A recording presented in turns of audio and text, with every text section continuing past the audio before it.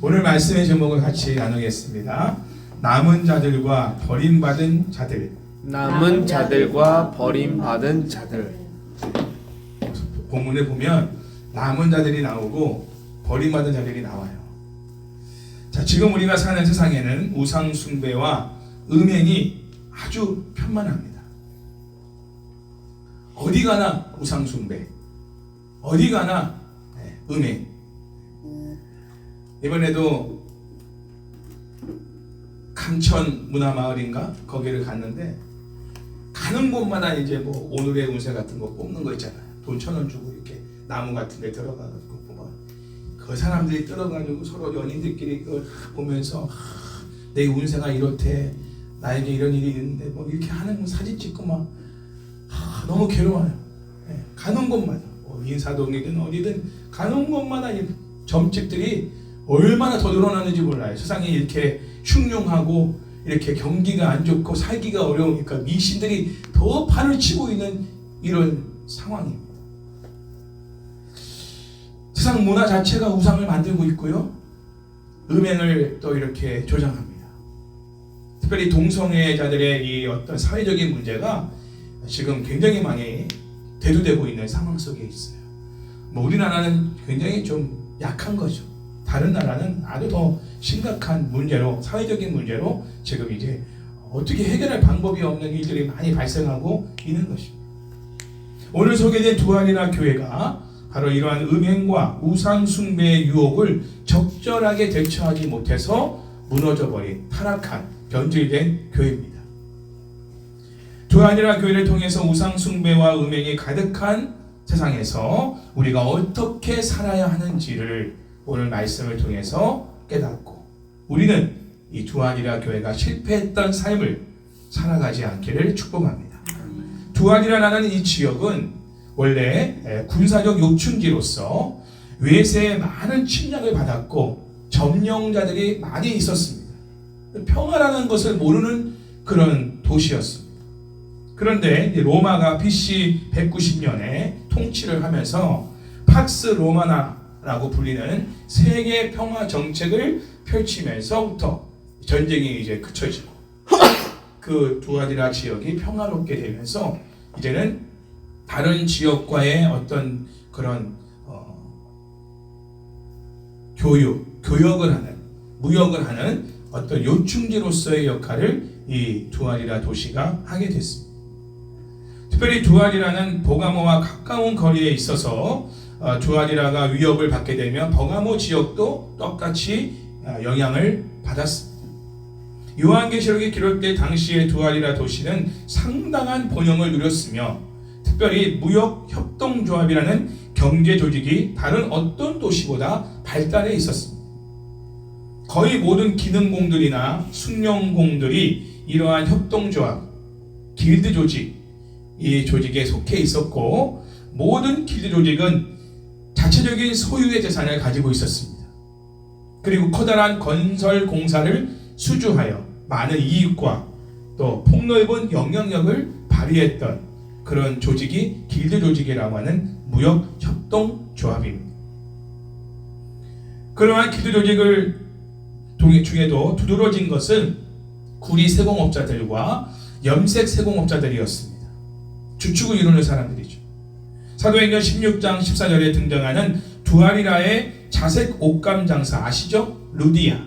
이 루디아 여인이 살았던 도시가 두아리라 도시입니다. 염색공으로서의 아주 주축적인 역할을 하고 돈도 많은 유력한 여인이 루디아라는 여인이죠.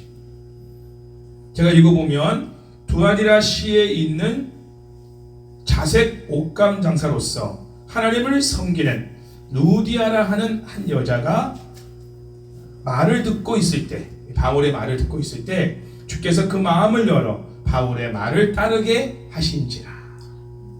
그래서 루디아의 집에 바울을 초대하고 온 집안 식구들이 예수님을 영접하고 세례를 받는 이런 놀라운, 그래서 루디아의 집에서부터 교회가 탄생되는 이러한 역사가 있게 된 사건이 사도행전 16장에 나와 있는데, 그 여인이 살았던 도시가 두아리라는 도시예요.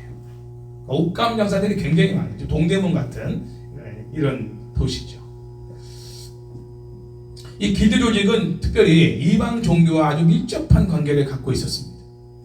그래서 그리스도인들은 길드 조직에 의해 황제 숭배 및 우상 숭배에 대한 상당한 압력을 받았는데, 그 이유는 길드를 중심으로 벌어지는 축제는 황제와 다른 우상 숭배를 핵심으로 하고 있으며, 여기에 참여하기를 거부하는 사람들은 신용을 잃어버리고 사업적인 부분에 많은 손실을 받게 되는 불이익을 겪게 되었습니다.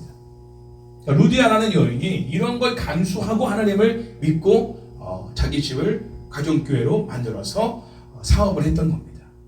굉장한 믿음이죠. 두아리라 교회 공동체와 버가모 교회 공동체 상황을 좀 비교해 보면 비슷한 부분이 있지만 또 다른 게 있어요. 길드가 경제적 중심이었던 건 똑같습니다. 그런데 이 두아리라 교회 성도들에게는 길드를 거부할 경우 손해를 입을 수 있는 경제적 위기 상황을 맞이해야 하는 상황이었다면, 버가모 교회 성도들은 어땠어요? 죽음을 당하는 이런 상황까지. 안디바라는 여인이 그것 때문에 순교를 했지 않습니까? 그러니까 어떻게 보면 버가모 도시가 좀 더 버가모 교회가 이 길드 조직에 대한 이 문제에 있어서 더 심각한 피해를 보게 되었다. 경제적인 위기만이 아니라 생명까지도 위협받는 이런 상황이 버가모 지역에서는 있었다는 거죠. 두아디라에서 주로 숭배했던 신은 태양신이자 제우스의 아들인 아폴로입니다. 아폴로. 근데 그 당시 성행했던 구리 세공업자들은 아폴로를 그들의 사업을 번창하게 해주는 그런 수호신으로 섬겼습니다. 두아디라에서 황제 숭배가 극히 드물었다는 견해들이 있지만, 그것은 황제가 아폴로와 동일시되어 아폴로 숭배가 황제 숭배로 여겨졌기 때문일 가능성이 크다는 거죠. 왜냐하면 그 당시 동전을 보면 아폴로하고 황제하고 악수하고 있는 이 그림이 동전에 새겨져 있었거든요. 그러니까 아폴로를 숭배하는 게 곧 누구를 숭배하는 거냐? 로마 황제를 숭배하는 것으로 그렇게 이제 연결을 시킨 겁니다. 그러니까 아폴로를 숭배하면서 로마 황제를 함께 숭배하는 이런 의식들이 이렇게 두아리라 지역에 아주 성행했던 상황이었습니다. 이러한 두아리라 도시 문화의 영향을 받은 두아리라 교회는 음행과 우상 숭배로 인해 변질되고 타락될 수밖에 없었습니다. 예수님은 음행과 우상 숭배에 타락한 두아리라 교회에 어떤 모습으로 나타나시는가? 18절 다시 한번 읽겠습니다. 시작. 두아리라 교회 사자에게 편지하라. 그 눈이 불꽃 같고 그 발이 빛난 주석과 같은 하나님의 아들이 이르시되. 각 교회마다 주님이 나타나시는 모습이 다르죠. 두아리라 교회는 이런 모습 찾아오셨어요. 여기서 그 눈이 불꽃 같은 눈이다 라고 말하는 건 사람의 마음을 꿰뚫어 보시는 예수님의 위엄 있는 눈을 말하고 있습니다. 사람의 중심을 꿰뚫어 보신다. 불꽃 같은 눈으로 보신다. 숨길 수가 없다. 뒤에서 무슨 짓을 하는지 주님은 다 보시고 아신다. 그럼 두아리라 교회가 어떤 상황인지를 캐치할 수 있겠죠. 앞에서는 거룩한 척, 뒤에서는 음행과 우상 숭배를 함께 하고 있었던 사람들이 있었다라는 걸 알 수 있겠죠. 다 보고 있다, 내가 알고 있다, 그렇게 말씀하시죠. 그리고 예수님의 그 발이 빛난 주석과 같은 발을 가지신 분으로 나타나셨는데, 이거는 심판주로서의 모습을 보이고 있습니다. 빛난 주석과 같은 발로 밟아버리면 살아남을 자가 없겠죠. 강력한 발로 주님이 심판하신다. 이런 의미를 갖고 있어요. 또한 예수님이 자신을 하나님의 아들로 소개하고 있습니다.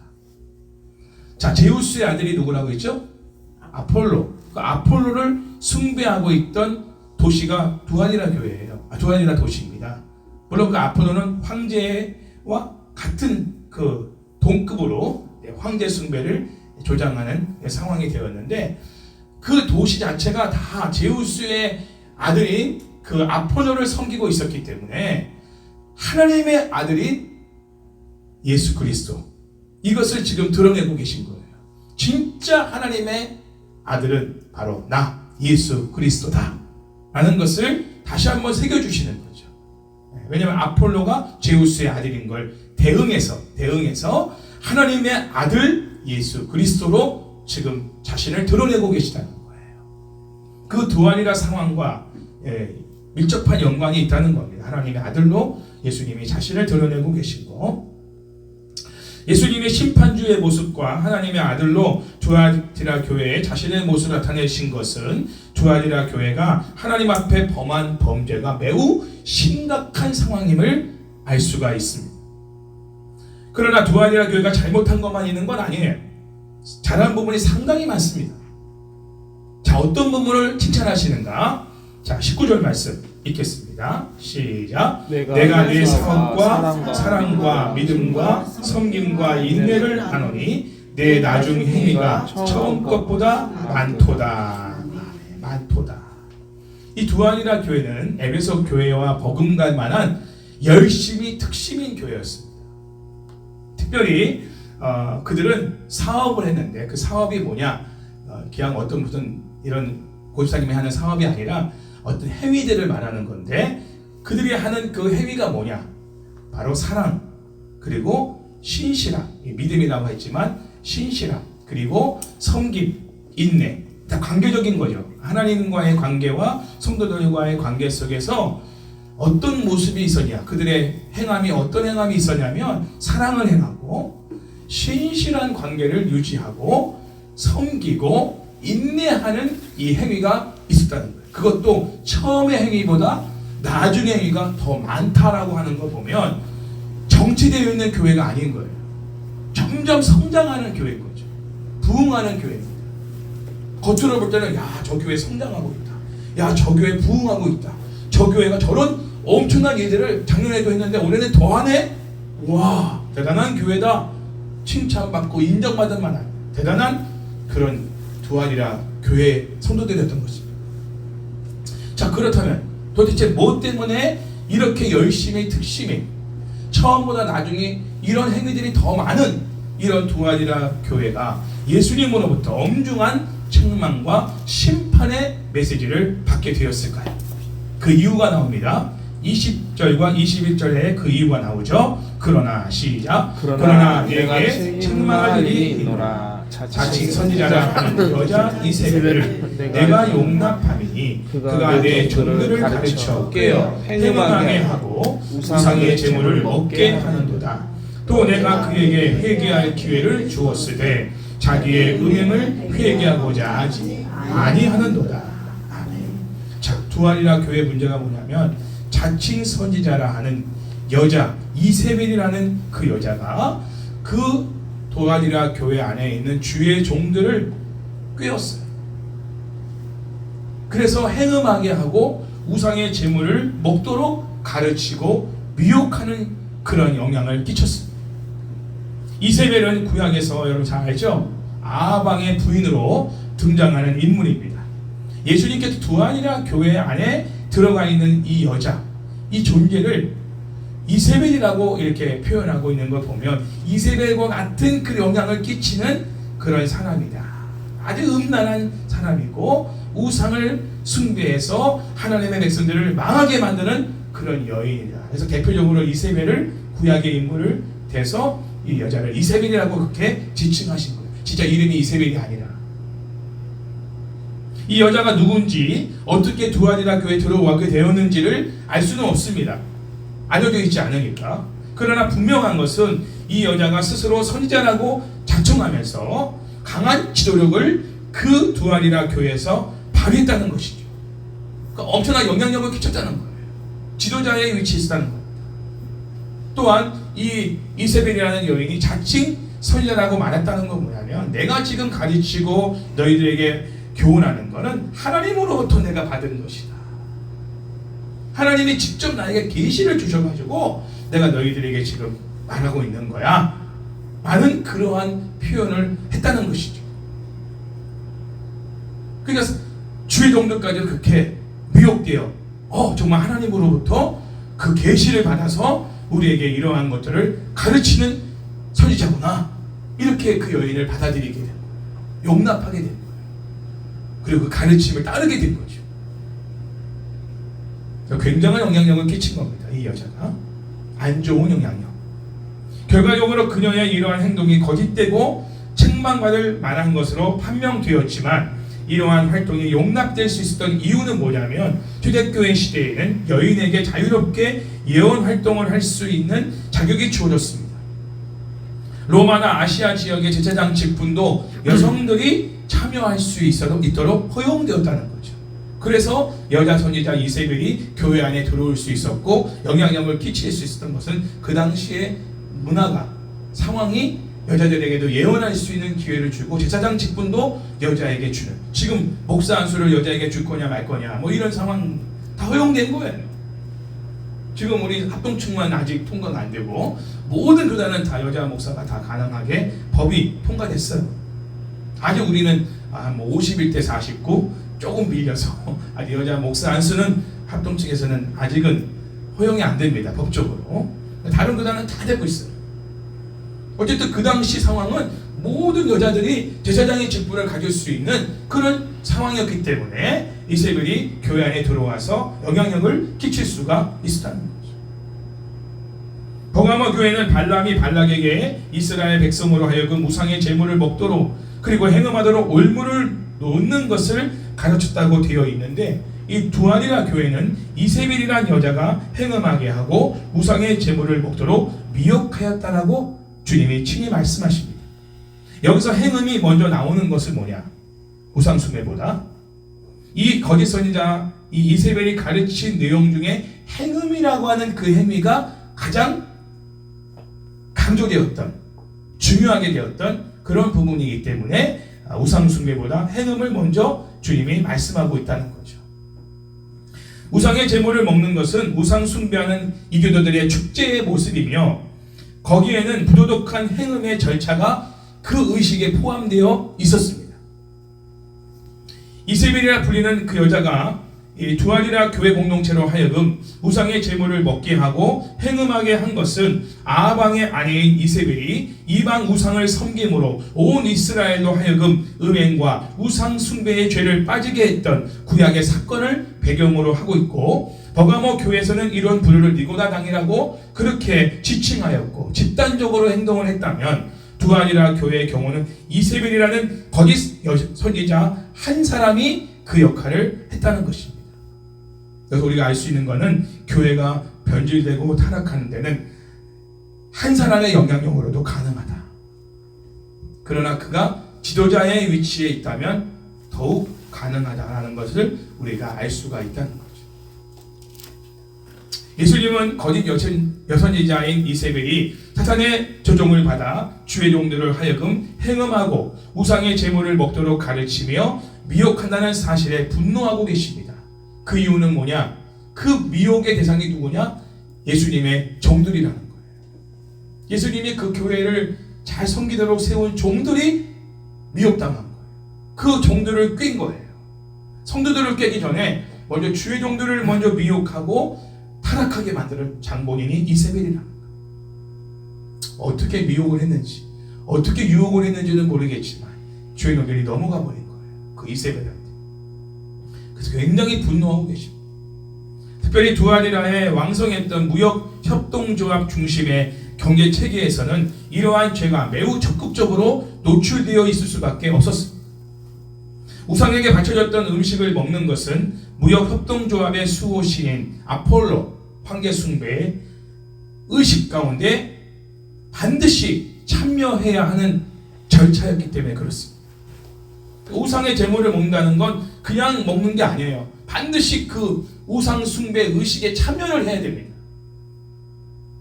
참여를 하고 거기에 있는 음식을 같이 나눠 먹는 거예요.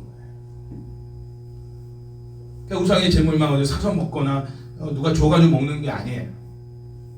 그 우상 숭배의 죄가 크게 느껴지는 건 바로 그 음식을 먹는 것이, 우상의 음식을 먹는 게 왜 그게 심각한 죄냐? 우상 숭배 의식에 참여를 해야 되고 그 의식의 절차 안에는 행음의 행위가 따라간다는 거예요. 세트에 세트, 한 세트. 우상 숭배, 행음, 우상의 제물을 먹는 거. 이거를 누가? 이세벨이 하도록 그렇게 미혹해서 주의 종들부터 그렇게 했다는 것이죠. 그리고 성도들도 그 일에 참여하게 만들었다는 것입니다. 굉장한 악영향을 이세벨이 끼친 것이죠. 그 당시 부를 축적하고 상업에 종사하기 위해서는요, 우상 숭배 의식에 반드시 참여해야 했습니다. 왜? 그것이 필수적인 사회적 통념이었어요. 지금도 사업을 하려면 이것은 필수적인 사업의 통념이다라고 하는 것들이 있죠. 예를 들어 영업을 하려면 어떻게 됩니까? 우리가 흔히들 하죠. 영업을 하려면 이러이러한 절차, 이러이러한 과정, 이러이러한 거는 해야만 해. 안 하면 영업이 안 돼. 안 하면 사업 못 해. 이런 게 통념으로 깔려 있는 게 있잖아요. 지금도. 그 당시는 무역협동조합, 길드 조직, 그리고 그들이 행하는 그 우상의 숭배 의식, 그리고 우상의 재물을 먹는 거, 행음의 행위를 안 하면 사업을 할 수가 없는 거예요. 그 지역에서. 먹고 살 수가 없는 거예요. 상황이. 지금도 그런 부분이 있지만 그 당시에는 그게 지배적이었어요. 앞으로도 그런 상황이 될지도 모르죠. 우리나라도. 그래서 이 그리스도인들에게는 이 부분이 굉장히 치명적인 약점으로 이게 그들에게 그들을 흔들게 하는, 그들의 믿음을 흔들게 하는 굉장히 약한 부분이 된 것입니다. 먹고 사는 문제이기 때문에. 그러므로 이세벨의 거짓된 교훈이 두아리라 교회에 들어오게 된 것에는 무역협동조합의 역할이 결정적이었을 것이다 라고 간주할 수가 있습니다. 경제적 이익과 관련된 이러한 종류의 가르침은 교회 공동체 안과 성도들의 생활 속에 깊숙이 침투하기에 적합한 매우 매력적인 속성이 있었기 때문. 이세벨로 불리는 거짓 여선자는 바로 이 취약한 부분을 자극한 것이죠. 아마 이런 가르침을 했을 거예요. 제가 세 가지를 한번 정리해 봤어요. 그리스도인들은 굳이 세상으로부터 자신을 분리할 필요가 없어. 특별히 사업에 관해서는 더더욱 그래. 그러니 협동조합의 회원 자격을 가지고 조합이 주관하는 의식에 참여해. 괜찮아. 이게 이세벨의 거짓 가르침 중에 하나였을 것이다. 그리고 행음과 우상숭배를 두려워할 필요가 없어. 이는 그것을 진심을 받아들이지 않고 흉내만 내면 돼. 성령이 내주하는 사람은 육체가 짓는 죄에 대해서 우리의 영혼 구원에 아무런 피해를 끼치지 않아. 제 구원파들이 하는 말과 똑같이요. 육체가 짓는 죄는 내 영혼 구원에 아무런 영향을 끼치지 못한다. 이원론적인 영혼과 육체가 분리되어 있는 이런 상황으로 가르치는 가르침이 이세벨의 가르침이었고 영지주자들의 가르침이고 지금의 구원파의 가르침, 죄사함의 은혜 이런 거 가르침. 권신창, 이요한, 그리고 또 실명보다는 그렇지만 또 이제 누구야 여기 강남 기쁜 소식. 갑자기 이름 생각 안 나네. 제일 유명한 사람인데 박옥수 이런 사람들이죠. 서울중앙교회 전에 우리 교회에 있던 서울중앙교회도 구원파잖아. 이요한 교회. 그러니까 사람들이 와우 좋은 거야. 영혼구원에 아무 문제가 없다는데 이거 좀 먹는 것쯤이야 괜찮지. 근데요 이게요 지금 구원파만이 아니라 이 구원파적인 가르침이 일반 교회 안에도 성도들에 다 들어가 있어요. 이것쯤은 괜찮아. 어때? 이거 샴페인 한 잔 마시는 거 좀 어때? 이거 와인 한 잔 마시는 거 좀 어때? 대놓고 그거를 인스타에 찍어가지고 올리고 막 그러지 않습니까? 그리스도인인 거 아는데 이미 그게 일반화됐다는 거예요. 일반화. 그 아무도 지적하지 않아. 거기에 대해서 교회도 말하지 않아요. 다 알면서도 괜찮다는 거야. 괜찮다. 영혼구원에 내 신앙에 아무 문제 되지 않아. 세 번째, 무역협동조합의 수호신 아폴로 황제. 별거 아니야. 우리가 믿는 하나님에 비하면 그 별것도 아니야. 무능한 존재일 뿐이야. 그냥 예의상 하는 거지. 괜찮아. 그래서 우리가 하나님을 부인하는 거 아니잖아. 이세벨의 가르침이 이런 거였다는 거죠. 대략. 그러니까 주일도 들어보니까 맞는 말 같아. 그렇게 안 하면 못 사니까 두아리라에서. 자기들도 못 살아, 성도들도 못 살아. 교회가 운영이 안 돼. 이 먹고 사는 문제가 걸리니까 타협을 하는 거예요. 버가모교회도 그랬잖아요. 두아디라도 마찬가지입니다. 영향을 끼친 존재만 다른 것뿐이죠. 여기는 이세벨이 영향을 끼치고 있는 거예요. 자, 이러한 내용들은 말씀에 철저히 순종하는 것보다는 마음의 자세가 중요한 거야. 마음만 지키면 돼. 그렇게까지 율법에 얽매일 필요 없어. 자유해 하면서 반율법적인, 반성경적인 그러한 성격을 보였다는 것입니다. 거짓 여선이자 이세벨의 가르침은 상업적 이익에 목마른 그리스도인들에게는 매우 매력적으로 들렸을 것이고 거부하기가 결코 쉽지 않았을 것입니다. 자신도 모르는 채 모르는 사이에 점점 이러한 매력에 빨려들어가 결국은 그 자리에 자기도 가서 우상의 숭배의식에 참여하고 우상의 재물을 먹고 행음의 행위를 적당하게 타협하면서 깊이 빠져 있진 않지만 적당한 선에서 그거를 이렇게 행하면서 신앙의 양심을 좀 찔리면서도 그렇게 하는 이런 생활을 유지하고 있었을 것이다.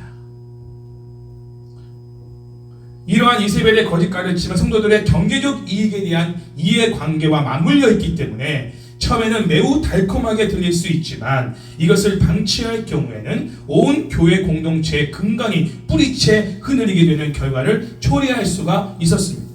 바로 이러한 점을 간파하신 예수님은 두아디라 교회의 치명적 약점일 수 있는 문제를 책망하고 계십니다. 예수님이 두아디라 교회를 책망하신 것은 하나님의 종들과 성도들이 이세벨과 같은 거짓 선자를 용납했기 때문입니다. 용납했다는 헬라어 동사는 관용하다, 수용하다 이런 뜻입니다. 두아디라 교회는 거짓 선지자 이세벨의 미혹하는 행위를 용납하지 말았어야 됩니다. 단호하게 끊었어야 됩니다. 적당하게 거부했다는 것이 문제예요.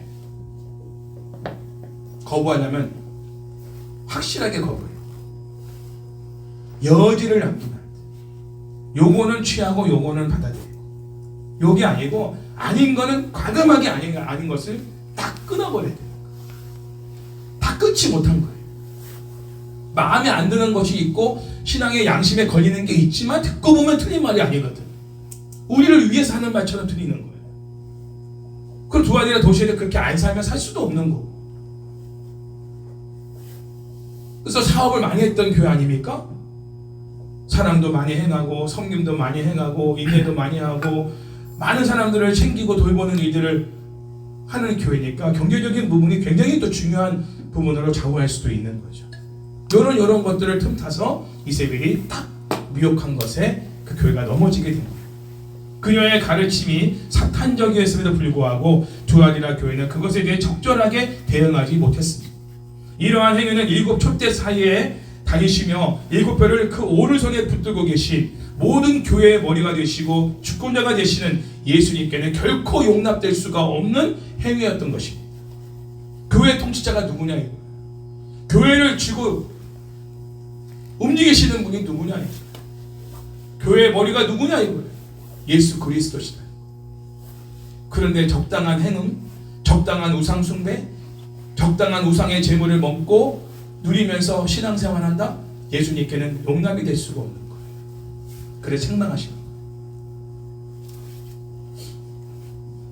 거예요. 거짓 선지자인 이세벨의 활동은 생각보다 깊이 교회에 뿌리를 내리고 있었기 때문에 쉽게 사그라들지가 않았던 것으로 보입니다. 21절에서 예수님은 거짓 선지자인 이세벨에게 회개할 기회를 주셨다라고 말씀합니다. 그런데 그녀가 회개할 내용은 뭐냐? 그것은 무역 협동조합이 제공하는 사회적 경제적 이익을 얻기 위해 행음하고 우상의 의식에 참여하고 우상의 재물을 먹도록 가르친 그 행위, 그것을 책망하는 거예요. 그래서 회개하라는 거예요. 그거는 가르침을 중단하라는 거죠. 자기 잘못을 시인하는 거예요. 공동체 앞에. 그리고 잘못된 길에 빠져가는 사람들을 돌이키게 하라는 거예요. 그러나 이세벨은 자기의 음행으로부터 회개하기를 원하지 않았다고 주님이 말씀하십니다. 예수님이 이세벨에게 회개할 기회를 주셨음에도 불구하고 그녀가 회개하지 않았던 것은 단순히 무지에서부터 발생된 문제가 아니었다는 사실을 알 수 있는 거죠. 몰라서 그런 게 아니라는 거죠. 아는데 좋은 거죠. 이게 좋은 거예요. 아니면 이세벨이 너무 사탄에게 깊이 지배를 받아서 도무지 그것에서 빠져나올 수 없는 그 지경까지 갔든지, 아니면 자기가 그것을 좋아서 그 일을 하며 다른 사람까지도 그렇게 하도록 만드는 역할을 하고 있는지, 어쨌든 주님이 회개할 기회를 주셨지만 그녀가 회개하지 않았다라고 말씀하고 있습니다. 이제 예수님은 거짓 여선이자 이세벨과 그녀의 가르침을 따라 행음한 자들과 이세벨의 자녀들이 회개하지 않았을 경우 어떤 심판을 내리실 것인가 말씀합니다. 22절, 23절 다 같이 읽겠습니다. 시작. 볼지어다 내가 그를 침상에 던질 터이요 또 그와 더불어 간음하는 자들도 만일 그의 행위를 회개하지 아니하면 큰 환난 가운데 던지고 또 내가 사망으로 그의 자녀를 죽이리니 모든 교회가 나는 사람의 뜻과 마음을 살피는 자인 줄 알지라. 내가 너희 각 사람의 행위대로 갚아 주리라. 주님이 아주 엄중하게 말씀하십니다. 예수님이 이세벨을 침상에 던질 것이라고 하신 것은 질병을 통해 이세벨을 심판하시겠다는 의미입니다. 우리는 여기서 예수님이 질병으로 죄를 심판하시는 것을 볼 수 있는데, 이러한 죄와 질병의 심판의 관계는 1세기에 널리 인식되어 있었습니다. 구약에서도 죄에 대한 저주로 질병이 생기는 경우들을 자주 보게 되고요. 고린도 교회에서도 성만찬에 대한 무질서한 참여가 질병을 불러일으키는 경우와도 관계가 됩니다. 성만찬에 잘못 참여해도 질병에 걸리게 바울이 그 부분을 얘기했지 않습니까? 고린도 교회는 실제로 성만찬 가운데 자기의 잘못과 죄를 돌아보지 아니하고 주의 성찬을 대하는 가운데 질병으로 하나님이 심판한 사람들이 있었던 거예요. 고린도 교회. 자, 그렇다면 왜 이세벨을 침대로 던져지게 하셨을까? 침상에 던지게 하셨을까? 자, 그 당시 우상 숭배가 벌어졌던 연회장은요, 지금으로 말하면 소파 있죠. 여러분 집에 있는 소파, 그 소파가 다 연회장에 놓여져 있어요. 그 소파에 누워서 그들이 행음을 하는 거예요. 그 행음하는 의식이 우상숭배 의식이에요. 거기서 음식을 먹는 거예요. 여러분 옛날에 영화, 고대 영화 같은 거 보고 그 로마의 어떤 영화 같은 거 보면요, 왕과 뭐 신하들 좀 더 높은 위치에 있는 사람들이 자기 그 집이나 아니면 그 홀 같은 데서 다 이렇게 막 누워가지고 옆에 딱 누워가지고 술 마시고 따라주고 춤추고 막 이런 거 보잖아요, 그죠? 봤죠? 한 번쯤 봤죠? 자, 그런 의식이 소파에서 일어난 거예요. 소파에서, 침대에서. 그러니까 침대라고 하는 것은 주님이 보실 때는 쾌락의 장소인 거예요. 그리고 심판의 장소가 됩니다. 네가 소파에서 음행을 했으니 내가 소파에 던져버리겠다. 그러나 그때는 행음의 관계로 소파에서 너희가 악을 행했다. 이제는 질병으로 아예 들어 눕게 만들어버리겠다. 주님이 심판하시다. 침대에서 죄를 범했으니 침대에 던져지게 하겠다. 못 일어나게 하겠다. 주님의 심판이 철저한 그대로 행하시다. 본대로 그대로 내가 그 자리에서 너를 심판하겠다.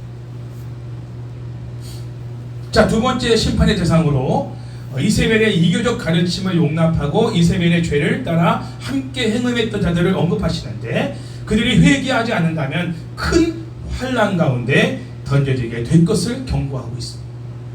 큰 환난이라는 것은 이세벨의 가르침을 따랐던 자들이 받을 환난의 혹독함을 강조하고 있습니다. 물론 그들이 회개하면 그런 일이 일어나지 않겠죠. 그러나 회개하지 않았을 경우 그들이 큰 환난을 겪게 하신다고 말씀하고 있는데, 그들 자신의 행위가 아니라 이세벨의 행위를 지금 말하고 있다는 거예요. 이세벨의 행위. 그 이세벨의 가르침을 용납하는 것을 끊으라는 거예요. 그가 가르친 대로 살지 말라는 거예요. 그게 회개. 그러니까 우상의 제물도 먹지 말고 우상의 어떤 그 의식에 참여도 말고 행음하는 행동도 하지 말라는 거예요. 그러면 큰 환난에서 면하게 해주시겠다. 그러나 그 행위를 계속하면서 또 교회 와서는 예배드리고 목장 가서는 또 목장 모임 참여하고 이런 이중적인 삶을 살아간다면 반드시 큰 환난을 너에게 줄 수밖에 없다. 이렇게 말씀합니다. 세 번째 시편의 대상은 그녀의 자녀들입니다.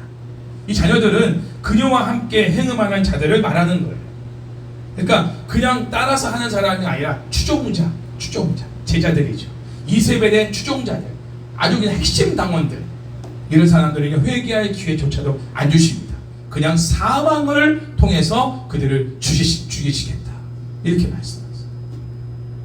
따라하는 사람에게 회개할 기회를 주셔요. 또 이세벨에게도 회개할 기회를 주셨어요. 그러나 추종자들에게는 회개할 기회조차도 주시지 않아요. 사망으로 그들을 죽이겠다라고 단호하게 말씀하십니다. 이 단에 여러분 추종하는 이 무리들은요, 가치 없어요. 주님이 그냥 사망으로 그들을 심판하신다. 자, 이러한 심판을 통해 예수님이 어떤 분인지를 교회 성도들에게 알려주시는 거예요. 뭐라고요? 모든 교회가 나는 사람의 뜻과 마음을 살피는 자인 줄 알지라. 이 심판의 목적이 뭐예요? 그냥 이 사람들을 심판하고 말아버리는 게 아니라 교회들이 알게 하는 거예요. 교회의 머리이신 예수님은 모든 교회와 성도들의 마음과 뜻을 다 하나하나 살피고 있는 분이다. 그리고 그 행위대로 반드시 갚아주시는 분이다. 이거를 온 교회가 알도록 하겠다. 할렐루야.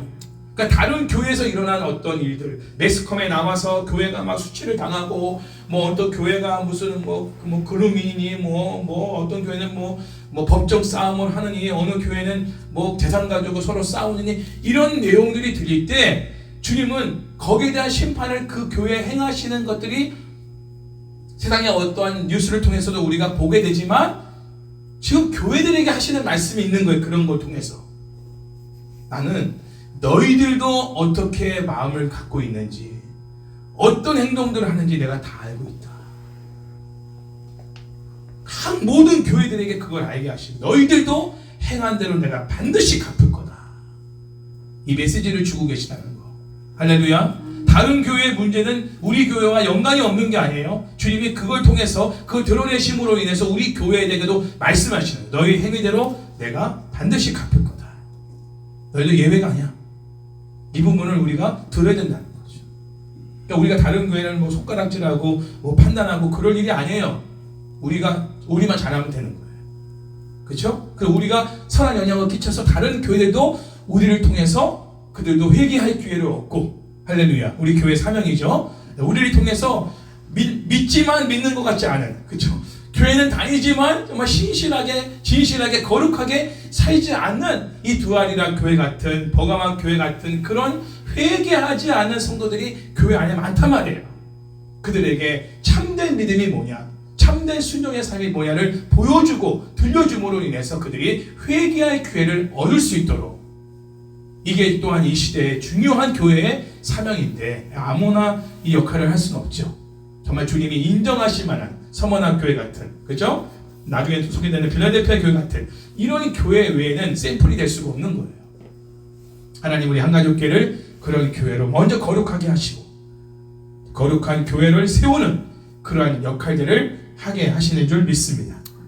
그리고 내가 너희 각 사람의 행위대로 갚아주리라고 지금 두아리라 교회 성도들에게 말씀하고 있지만, 우리에게도 이 말씀을 하나님이 하신다라고 적용할 수 있어야 돼요.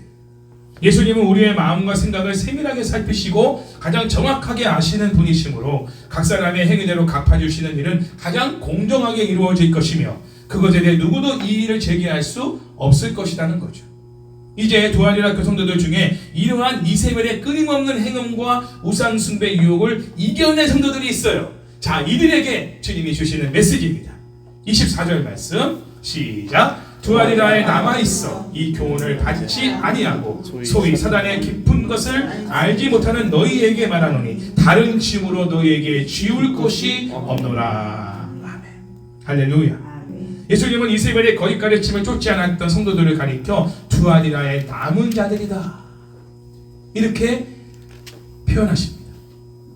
여기서 사탄의 깊은 것을 알지 못하는 자들이라는 이 의미는 무역협동조합의 연회장 소파에서 행해지던 행음과 우상숭배의식에 깊이 관여되어 있지 않고 그것을 통해 경제적 이익을 취하는 상태에 빠져 있지 않은 성도들을 말하고 있는 거예요. 자, 그런데 문제는 이세벨과 그녀를 추종하는 사람들은 자신이 사탄의 깊은 것들을 가르치고 있다고 생각하고 있지 않다는 거예요. 하나님의 깊은 뜻을 지금 가르치고 있다라고 착각하며 가르치고 있는 거예요. 또 성도들도 그렇게 알고 받아들인 거죠. 분별력이 없는 겁니다. 그거는 성경을 모른다는 거예요. 말씀을 모른다는 거예요. 은혜만 받을 줄 알았지, 설교에 은혜만 받을 줄 알았지 말씀이 없는 거에 대한. 그 여러분 꼭 성경을 꼭 읽으셔야 됩니다. 큐티만 가지고 안 돼요. 큐티 잘못 해석하면요, 잘못된 가르침 받는 거예요. 말씀을 알고 큐티를 해야 이 뜻이 무슨 뜻인지를 알고 우리 적용해야지. 코에 거면 코골이, 귀에 거면 귀걸이 같이 돼버리면 이거는 큐티 안 하는 게 나은 거 차라리. 큐티는 무서운 겁니다. 성경을 모르고 큐티하면요, 자기 마음대로 적용할 수 있어요. 그게 인본주의예요. 하나님 제일 싫어하는 게 인본주의 아닙니까? 그래서 성경을 반드시 읽고 강해 설교를 반드시 듣고 그 큐티를 세 가지를 다 해야 돼요. 강해 설교, 그리고 큐티, 성경 읽기. 이 세 가지가 딱 앞구가 맞아야 분별력을 가질 수 있는 거. 그리고 기도 생활. 이래야만 여러분이 이 마지막 때를 정말 분별하여 이 두아리나 교회 성도들처럼 우리가 넘어지지 않을 수가 있는 거예요.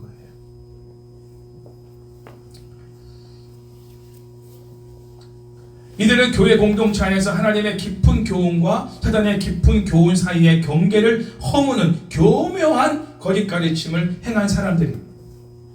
그런데 예수님은 이 교묘하게 분별하기 어려운 사단의 깊은 교훈을 정확하게 분별하시고 계신 거죠. 우리는 이세벨의 유혹이 개인의 유혹을 넘어 교회 안에 하나의 교훈으로까지 번지고 있었음을 알게 됩니다. 오늘날에도 교회에서 담임 목사님의 평범한 가르침을 받는 것으로 만족하지 않고 뭔가 다른 성도들이 알지 못하는 특별한 것을 알아야만 만족해하는 성도들이 있어요. 그래서 엉뚱한 곳에 가서 성경 공부를 배우겠다. 유튜브를 통해 온라인, 오프라인 상에서 뭔가 성경의 지식을 가지고 와서 교인들에게 그걸 가르치는 거예요. 예전에 우리 경험했잖아요. 유모모 씨 자기가 뭐 배워온 거 가지고 동영상 올리고 그걸 설교를 평가하고 이게 맞네 틀리네 목사님하고 단판 짓자 그러고 설교 끝나 예배 끝나고 나면 내 앞에 와가지고 그거 틀렸네 맞았네. 이런 사람들이 교회 안에 꼭 한두 명씩은 있는 거예요. 특히 중직자들 가운데 우쭐거리기 좋아하는 사람들이 그렇습니다. 뭔가 교인들 앞에서 뽐내고 싶고 뭔가 자기가 많이 아는 것처럼 너희들보다 내가 신앙이 더 높고 더 많은 걸 알고 있다는 것을 굳이 드러내고 싶은 사람들이 그렇게 이상한 곳에 가서 성경 공부 배우고 온라인을 통해서 이상한 것들 유튜브를 보면서 그게 정답인 줄 그게 맞는 말인 줄 알고 분별도 못하는 사람이 그걸 받아들이고 그거를 가지고 말씀을 판단하는 거예요. 예수님은 그것을 사탄의 깊은 것이다 이렇게 말씀하고 있습니다. 그러니까 여러분들은 절대 그런 부분을 통해서 뭔가를 은혜를 받겠다 뭔가 새로운 것들을 더 알고 싶다 여러분 중요하지 않아요. 지금 알고 있는 것을 지켜나가는 게 중요합니다. 할렐루야. 두아디라 교회 이세벨이라는 거짓 선지자가 가르친 교훈을 전혀 받지 않았던 성도들이 있다는 거예요. 자, 그로 인해서 이들은 어떤 고통이 있었을까요? 아까 우상 숭배와 행음 그리고 우상의 제물을 먹는 게 뭐와 연관되어 있다고 했어요? 경제적인 이익과 연관된 거라는 거예요. 사업에 관한 어떤 성공, 평안하게 사업을 할 수 있는 길이라는 거 그게. 그러면 이런 행함을 단호하게 거절하면 어떤 어려움이 있는 거예요? 경제적인 어려움을 겪는 겁니다. 그거를 감수한 그것도 너무나 무거운 짐인 거예요. 그러니까 예수님이 뭐라고 했어요? 더 이상 너희에게 지어줄 짐이 없다. 이 말은 이미 무거운 짐을 지고 있다는 거예요. 이 성도들이. 사업을 할 수가 없는 거예요. 갑자기 경제적으로 굉장한 어려움을 겪고 있는 거예요. 한 가지만 요구하십니다. 25절 말씀이죠. 한 가지만. 다만 시작. 다만 너희에게 있는 것을 내가 올 때까지 굳게 잡으라. 아멘. 너에게 있는 게 뭐예요? 사탄의 깊은 교훈을 쫓지 않고 그들의 신실한 신앙생활을 지켜나가는 거죠. 아까 그들이 뭘 잘했다고 했죠? 사랑, 신실함, 섬김, 인내. 자, 이거는 예수님이 보여주신 행함입니다. 그러니까 이 두아리아 교성도들을 전체적으로 봤을 때 예수님이 보여주신 그 행위가 그들에게는 굉장히 충만하게 있었던 거죠. 이전보다 더 많았던 거죠. 그거를 나중에 다 잃어버리게 된 거예요. 이세벨의 가르침을 통해서. 그러나 너희들은 그거를 굳게 잡아라. 내가 올 때까지 그 행위를 계속하라. 그런 뜻입니다. 예수님이 우리에게도 원하시는 게 있어요. 그거는 많은 부분에서 우리가 부족하고 남들만큼 알지는 못하지만 우리에게 이미 전해주신 복음을 굳게 붙잡고 복음에 합당한 삶을 사는 것으로 충분하다는 거예요. 충분하다. 더 이상의 것들을 너희가 하려고 하지 마라. 알려고 하지도 마라. 우리가 분명히 알아야 될 것은 십자가와 부활의 복음이에요. 아멘. 십자가와 부활의 복음만 우리는 붙잡으면 되는 거예요. 그게 자기 부인이고요. 그게 권리폭이고요. 그게 자기 희생이에요. 그게 예수님이 보여주신 삶이에요. 그 자기 부인과 권리폭이 자기 희생을 실제로 살아내는 게 뭐냐? 사랑을 행하고 신실한 관계를 유지하고.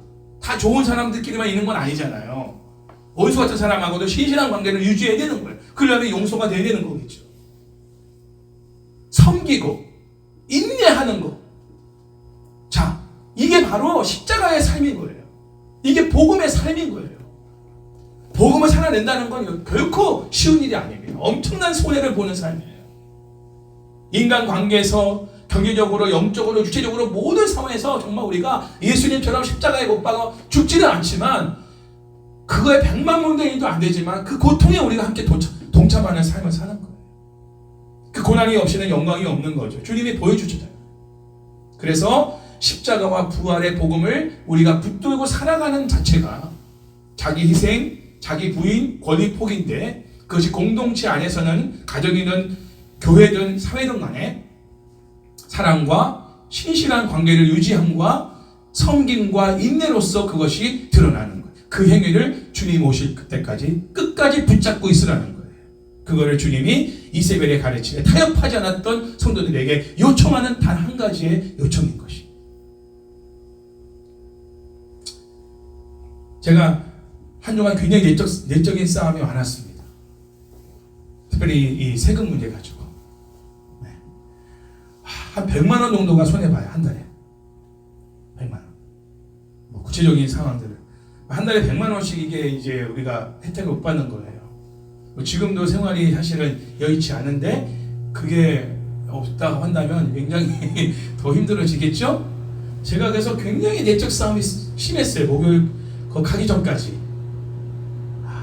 또 그런데 또 가야 돼. 없는데 가야 돼. 정말 힘들었어요. 그런데 하나님이 내가 그 이재철 목사님 그 설교 동영상 보낸 거 있잖아요. 그 우연찮게 그거 보다가 그리스도인들의 삶을 자녀들에게 알려줘요. 자녀들에게 가르쳐야 될 내용 중에서 한 가지 첫 번째가 뭐냐? 손해보는 삶을 가르쳐라. 이거예요. 누군가는 손해를 볼 줄 알아야 그 공동체가 정말 이렇게 화평하고 평화로운 공동체가 됩니다. 선진국을 가봐라. 손해보는 사람들이 많은 나라가 선진국이다. 자기가 손해보므로 다른 사람을 유익하게 하는 그런 나라가 선진국이다. 그러니까 그리스도인들이 많이 정말 살아있는 그리스도인들이 많은 곳에는 내가 손해보므로 다른 사람들이 유익을 얻는 그런 것들이 많이 드러나야 된다는 거죠. 자녀들에게 이익을 얻는 삶을 가르치지 말고 손해보는 삶을 가르쳐. 그게 딱 꽂혔어요. 제가. 계속 내적인 싸움들이 있었죠.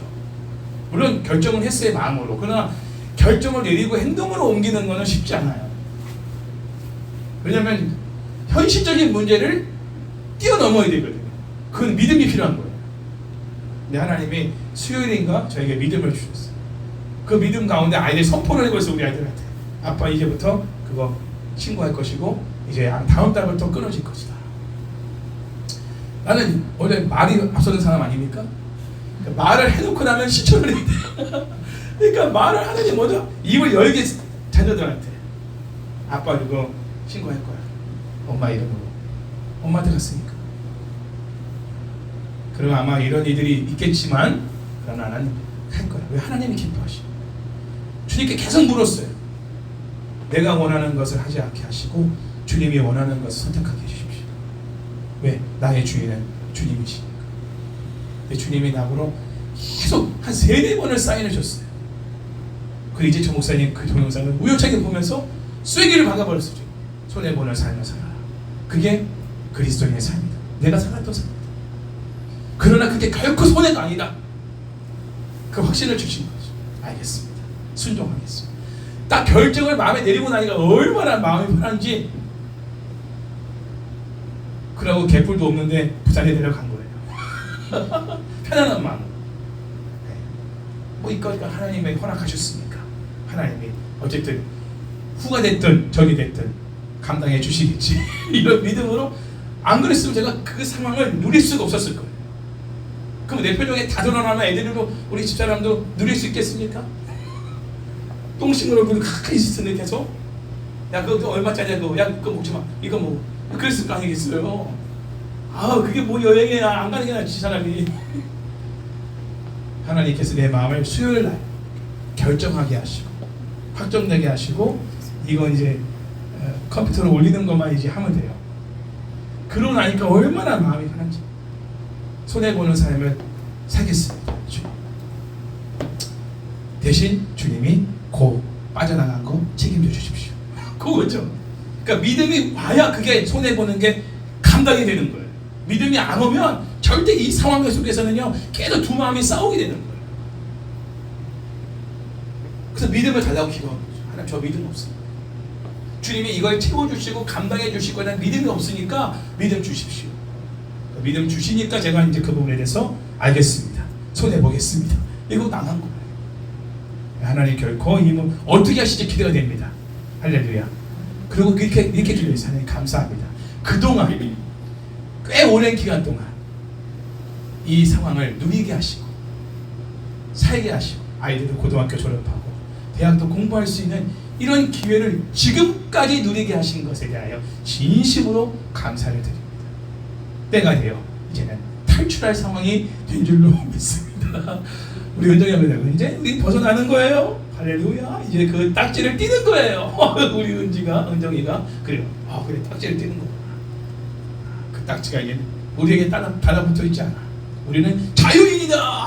그래서 이제는 나라에 봉사하고 나라를 살리고 나라를 세우는 그런 주역으로서 그동안 나라의 도움을 받았으니 이제 나라를 위해서 우리가 봉사하는 가정이 되자. 이렇게 제가 또 얘기를 했습니다. 왜 그런 얘기를 하냐면 이 두아리라 교회 설교 준비하면서도 이 성도들이 어떤 갈등을 했을지가 뭐 보이는 거예요. 쉽지 않아요. 결코 쉽지 않아요. 가정에 있는 입장에서는 더 쉽지 않습니다. 이거는 나 한 사람 먹고 사는 문제가 아니거든요. 딸린 식구가 있는데 애 학원도 못 보내요. 애 공부도 못 가르쳐. 병원도 못 가. 돈 없으면 어떻게 살아? 근데 살아내는 거예요. 이게 믿음인 거죠. 그게 루디아도 그런 역할을 했던 거고요. 그들에게는 더 이상의 짐을 지어줄 게 없대요. 충분히 힘드니까. 주님도 아시는 거죠. 우리가 그러한 결단과 믿음으로 살아갈 때 어떤 약속을 주시느냐. 26절 말씀입니다. 이기는 자와 끝까지 내 일을 지키는 그에게 만국을 다스리는 권세를 주리니. 아멘. 두아리라 교회는요 이기는 자만 나오는 게 아니라 끝까지 내 일을 지키는 것이 또 추가됩니다. 그 내 일을 지킨다는 건 뭐야? 아까 말한 예수님이 하신 행위, 사랑, 신실한 관계, 그리고 섬김, 인내, 이거를 끝까지 그 일을 해내는 사람들, 만국을 통치하는 권세를 얻게 하신다. 자, 만국을 다스리는 권세는 뭐냐? 이것은 예수님만이 가지신 권세입니다. 그렇죠? 심판자예요. 심판자. 최종적으로 예수님은 모든 만국을 심판하실 겁니다.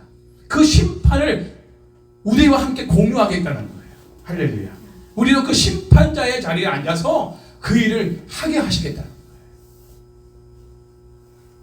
또 구체적으로 구체적으로 말씀하시죠. 27절 28절. 자, 만국 다스리는 권세가 뭐냐? 시작. 그가 철장을 가지고 그들을 다스려 질그릇 깨뜨리는 것과 같이 하리라. 나도 내 아버지께 받은 것이 그러하니라. 내가 또 그에게 새벽별을 주리라. 아멘. 예수님도 그 만국을 다스리는 권세를 하나님 아버지께 받았다는 거예요. 그 받은 것을 누구와 공유하느냐?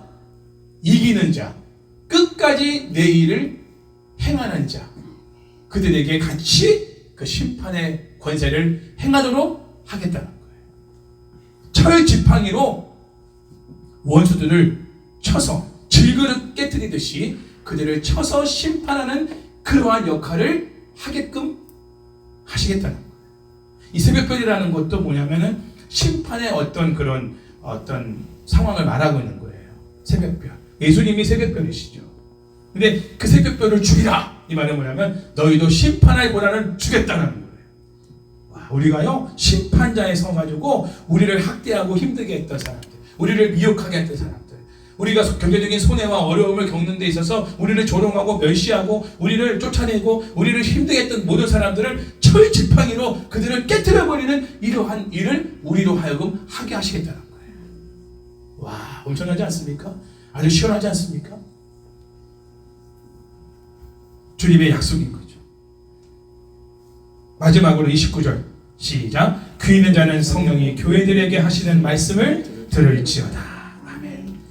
자, 두 아들 그는 예수님이 보이신 행동들, 사랑, 신실함, 섬김, 인내를 가졌습니다. 그 행위가 처음보다 나중에 더 많았습니다.